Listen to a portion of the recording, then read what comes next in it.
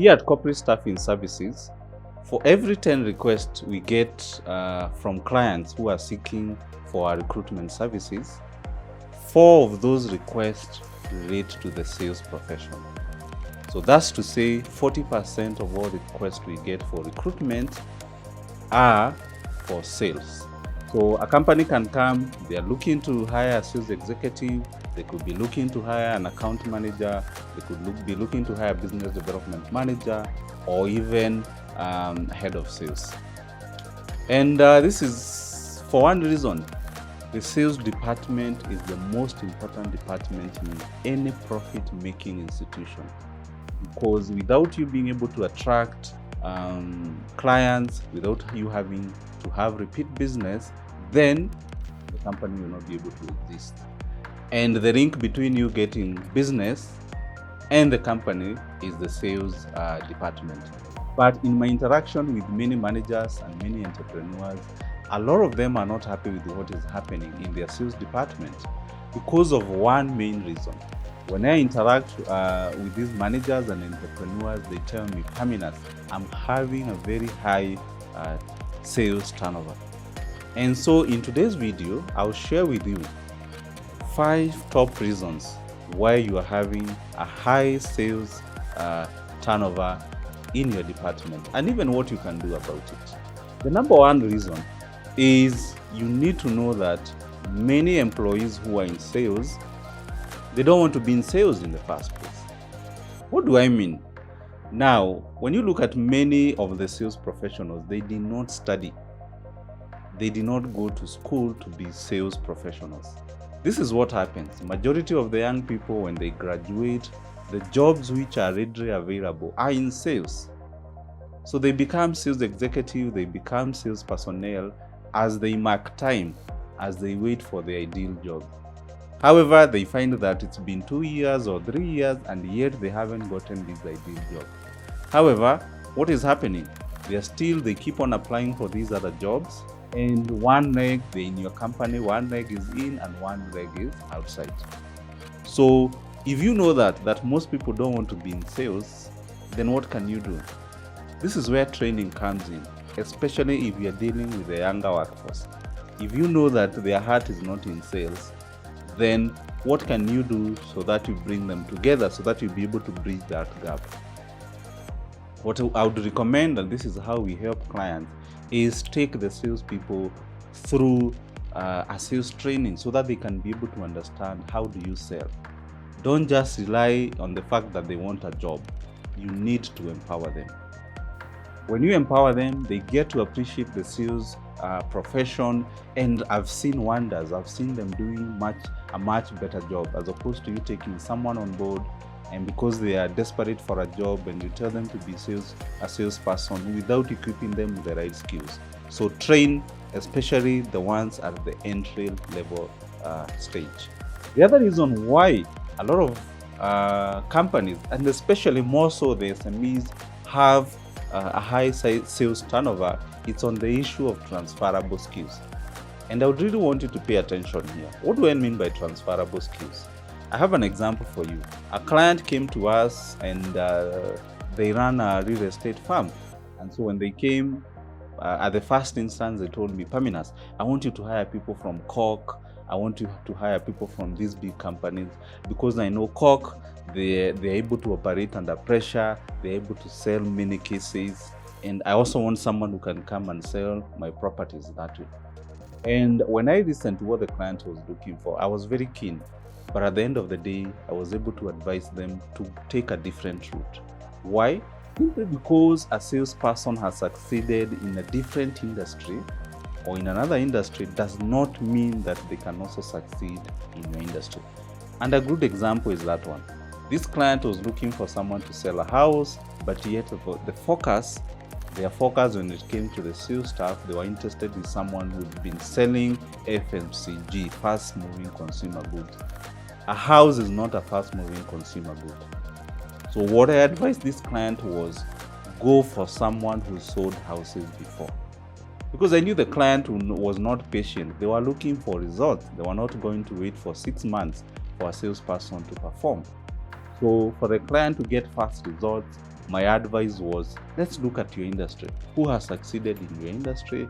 And then those are the people we should target.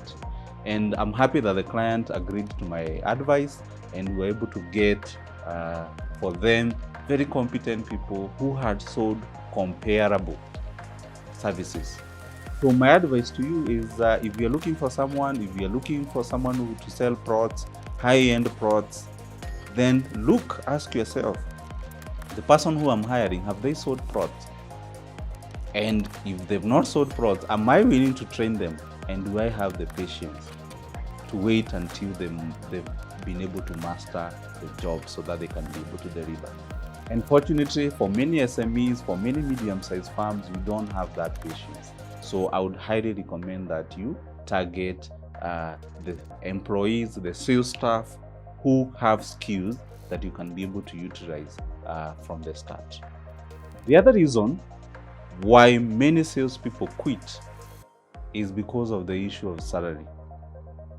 And here, my advice to you as an employer or as a manager or as an entrepreneur is pay market rate. And when you're talking about market rate, it does not mean you pay very high salaries. I'm just saying, look at where you are, the level you are at as a company, and ask yourself, if I'm able to, what is the best salary that I can be able to offer my staff? Because salespeople, unlike the other people in the other department, they know how much money you're making. They know the margins of your product. So they know when they're getting a good deal at your company, or when they're getting a bad deal for that matter. So if there are people who are privy to the business, if there are people who are privy to the operations, even they know how much money you are making is the salespeople. So why would you then underpay them? And sometimes I meet employers who tells me, Paminas, I'll pay this basic, and then this person can make their money through the commissions and the other incentives. I would say it's not bad to pay incentives, it's not bad to pay commissions, but then even the retainer itself, it should be at market rate. Otherwise, what you see is this salesperson, they'll join your organization, but then they'll be using that retainer to tarmac and to look for other jobs. Because when you look at salespeople, they know their worth, they know what they are bringing. And like I said, apart from the finance department, there's no other person who knows how much they are able to bring to you, how much value they are bringing to the organization. And it's only fair if you're able to pay them the market rate. And remember, like I said, market rate does not mean high salaries. People, even the employees themselves, they are reasonable. So if you're a small company, you are just started, you're making 500,000 a month, an employee will not come demanding 100,000. But if you are there, you're an established company, you're making 5 million, and the salesperson is able to bring you 2 million, surely you can go and pay this person 20,000. So you must look at what is the market rate and how can I be able to motivate these individuals by adding on incentives, bonuses, and even commission. On to my fourth point, get to understand your business first before you hire this salesperson. I've seen instances where a brilliant salesperson is hired, but then you find the business owners, the directors, and allow me to be very frank with you, you have no strategy, you don't understand how you want to approach the market. And then you find you want this salesperson to do the magic. And to make matters worse, even when this salesperson comes, they could be a sales director or the head of sales. When they come up with the proposals on how to approach the market, on how to sell better, you don't facilitate them.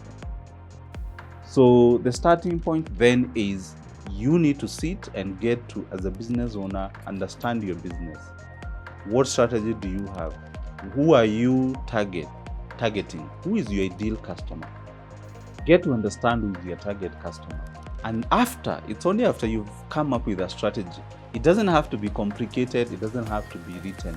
But when you really understand, your market very well, then you can bring this sales manager or sales executive to complement what you already have. Otherwise, you cannot be relying on this salesperson 100%. And if there's an issue where the top sales professionals complain, if there's an issue they really complain about this one, where they've joined an organization, they were really excited, they really wanted to perform, but they find that there's no structure, the owners really don't know where to start, and even when they give their advice, it's not taken into consideration.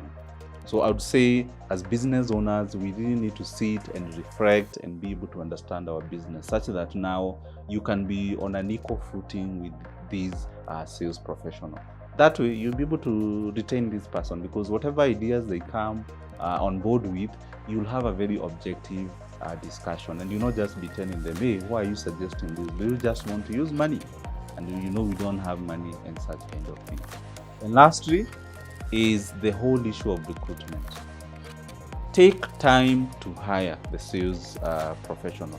Sales professionals are unique. It's not like an accountant. It's not like a HR professional. So what I advise my clients to do is go beyond the normal interviews, the one-on-one interviews. Introduce case studies. Introduce presentation.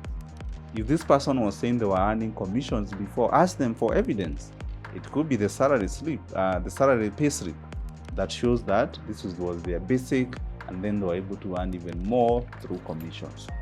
You can't just rush the recruitment process when it comes to hiring a sales professional. So I normally see sometimes clients who come, they are seeking our services, and they tell us, Paminas, provide us with CVs. And when they do that, we politely tell them, no, there's a whole process involved. We have to interview these candidates. We have to have a one-on-one with them. Sometimes you have even to take them through a case study. Sometimes I've also seen instances where you even go to the market, you test drive this candidate. You tell them, come one day to the office, we want to see you how you do things. You pay them for that day, you reimburse transport before you settle on this person. So take time to hire, don't be quick. If you're able to tackle the issues that are brought forth, then I'm sure you are going to see a better retention rate when it comes to your sales staff. Remember, sales is a very unique profession, and it's a very important function for your business. So you need to get it right. You cannot be having a high staff turnover.